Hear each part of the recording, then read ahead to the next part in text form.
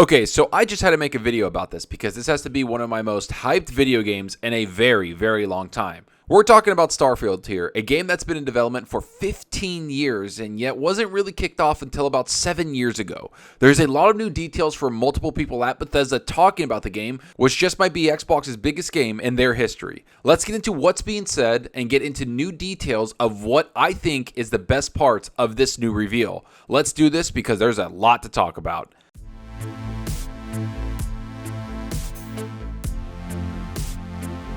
Hey, what's up everyone? Thanks for stopping by and checking out the video. Remember to hit that subscribe button and that like button. The support is greatly appreciated. And if you want to be notified on future content, hit that small little bell icon. And if you want to go that extra mile to support the channel, hit that join button. All right, enough of that. Let's get into Starfield because honestly, I just want you guys to see what the developers are talking about. And I'll break down everything I think is worth mentioning that they brought up. There's a lot of information here and I just can't wait to get into it because you know what? This game looks insane. So without further ado, let's see what they're saying right here when they kick off the video. You're not just playing a game, but you're living in this world, in this universe. It's a giant open world for the player to do what they want. You feel like you've had an impact in the world. You really feel like you're there. There's certain, types of entertainment where you're just experiencing it. You're taking in what the creator wants you to see, and they draw that dotted line between this happens, go here, do this. The more that we can put you in the situation where you're going to decide. That's what makes video games the best form of entertainment that they are. All right, so the first thing I want to mention is that this is going to be a Bethesda software game through and through. It's going to be immersive and it's going to be massive and it's going to be probably one of the biggest games we've ever played. We all know they made games like Skyrim, which is probably the most successful RPG of all time when it comes to fantasy. They have Fallout, which again was such a massive hit with so many gamers. Listening to them talk about this type of immersion and this type of game gets me excited to see what they have in store for us as gamers. This isn't about just being an RPG. It's about being an immersive simulation experience, which is what they're talking about again right here. We don't just make RPGs, like we make simulations, and that leads to a lot of just crazy stuff that can happen and things you don't expect. Yeah, we always have those big fights like, what if combat breaks out right now? Right? You have to handle that, right? Because it could. You can't control it. The only thing you control is that the game has to account for it somehow. We embrace the chaos, let it play out, and usually it's pretty fun. A lot of us have been doing this for a long time together. And it's nice with Starfield to go back to some things we didn't do, the backgrounds, the traits, the defining your character, all of those stats.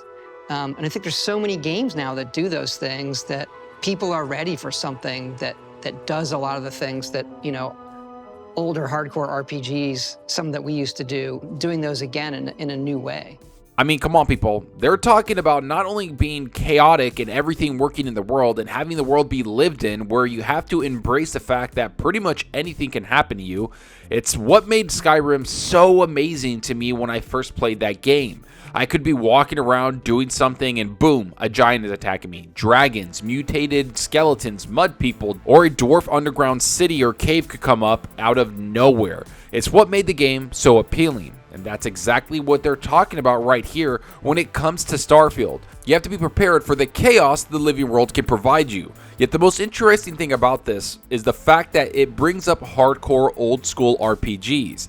That's what the most important aspect from the whole thing they talked about.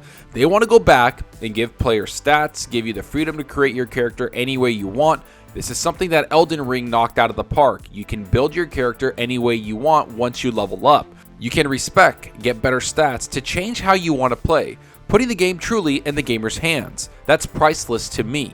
Yet, what's in this living world? What factions, city, people, planets will we be interacting with? That's something they bring up again right here. Interactions with NPCs, other characters in the game to be as impactful as possible. And for that, you have to believe these are real people. You're a real person interacting with real people. One of the big choices is which part of the game world am I going to engage in? We always make a bunch of different groups that represent some of the major factions in every game. And in this one, we've got the United Colonies that represents the future Space Republic, idealized. You also have the Freestar Collective, which is the space Western fantasy, people that are out there on the frontier. We've got Ryujin Industries, which represents corporate life. I think it has one of the best starts of any of the factions. Yeah, we've it's done a in mega a long corp, time. and you get hired, right? Like Yeah, that you would do, right? We'll play for our job. We'll Right. see if you cut the mustard. Right. Yeah, I love approaching it that way where, okay, what makes the world feel whole? What are the groups that would make it feel whole and believable? And then how does the player interact with them? These factions sound amazing, and I'm positive they have their own ecosystem, storylines, side quests, characters, and pretty much everything we expect from a Bethesda game, which has me even more excited because this isn't the first time they talked about these factions. We've seen little 2 to 3 minute videos drop from Bethesda over the last year or so talking about these factions and cities, and not to mention economies that other planets might have and resources they might have, saying you can interact with them or join them, go against them, but also take all of them on if you want to, which is brought up here when they talk about being good or evil and deciding which faction you want to be a part of. What we're doing with the pirates, the Crimson Fleet as well. They're not just this foe, let the player join them. What does that mean? The cool thing about Crimson Fleet, what if you're a good person and you want to be a good player and you don't want to play as a bad guy? You can side with the pirates or you can report back your superiors and be like basically space cop type of thing. So it lets you be a good person and still play with the bad guys. I think that's really cool too. Let's be real, if you play any Bethesda game, it was obvious that you could join any faction. I mean, I would join the Assassin's Guild or become a vampire or werewolf in Skyrim. No matter where I went, I always had decisions to make and people to support or people to backstab.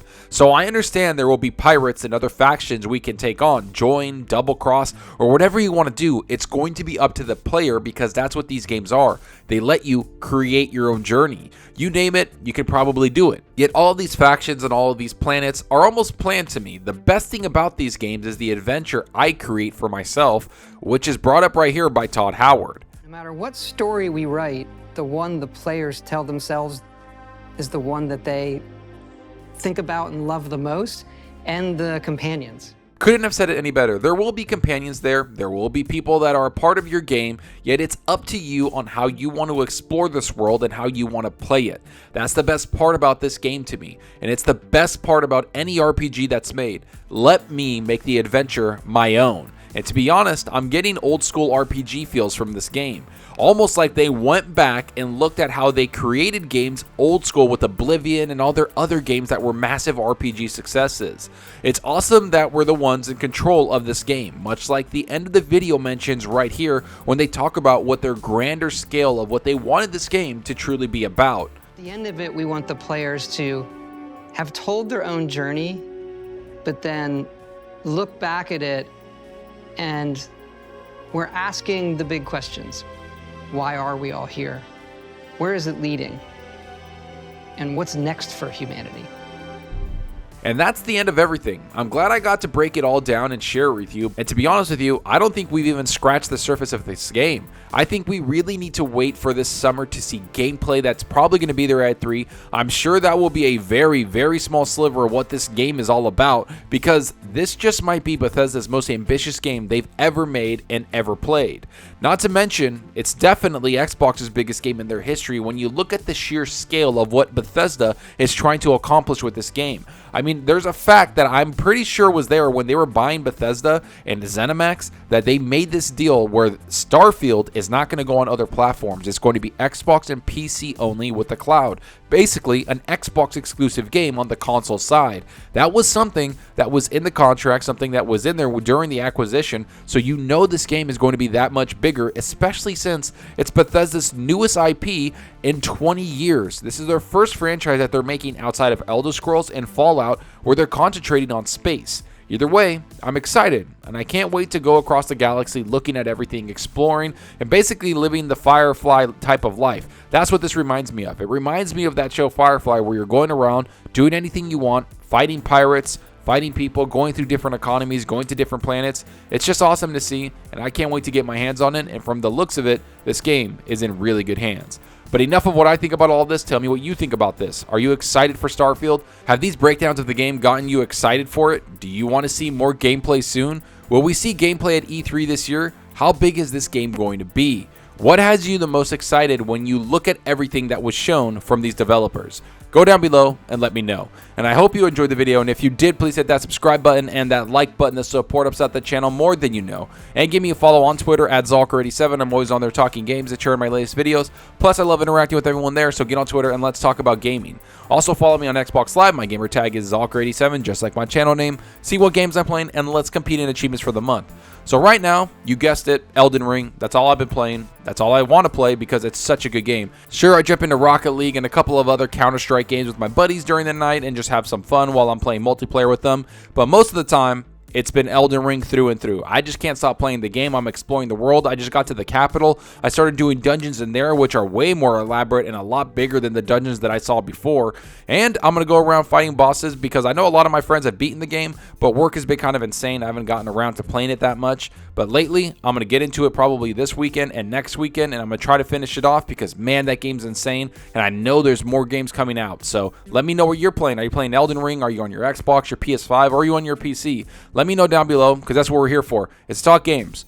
And that's all for now. Thanks for watching. And until next time, remember, enjoy your gaming. Later.